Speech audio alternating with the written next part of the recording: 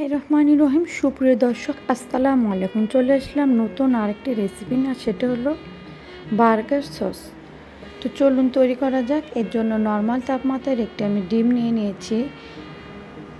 এখন আমি এখানে বাকি উপকরণগুলো আস্তে আস্তে দিয়ে দিচ্ছি। 1 চা চামচ দিয়ে দিচ্ছি সাদা সরিষা, আর এখানে দিয়ে দিচ্ছি 1 টেবিল চামচ রসুন কুচি, দিয়ে দিচ্ছি 1 চা চামচ কালো গোলমরিচ, দিয়ে দিলাম 10 টাকার দামের প্যাকেটের 1 টেবিল চামচ গুঁড়ো দুধ, দিয়ে দিলাম 2 টেবিল চামচ চিনি,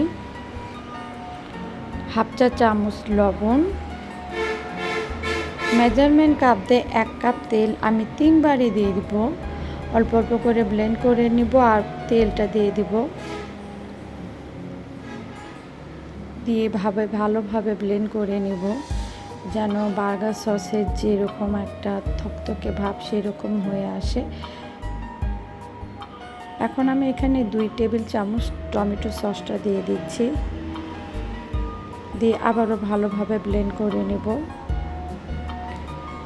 আর আমার রেসিপিগুলো যদি আপনাদের কাছে ভালো লেগে থাকে অবশ্যই ফ্রেন্ডস আর ফ্যামিলির সাথে শেয়ার করে দিবেন।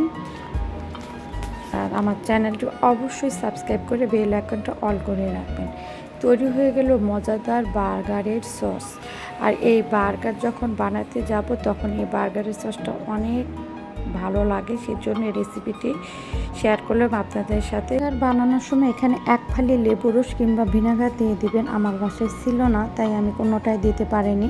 তাহলে এটা নর্মাল ফ্রিজে 7 দিন পর্যন্ত সংরক্ষণ করতে পারবেন লেবু কিংবা ভিনেগার দিলে। তো সবাইকে ধন্যবাদ। আসসালামু আলাইকুম রহমতুল্লাহি ওয়া বারাকাতুহু। আল্লাহ হাফেজ।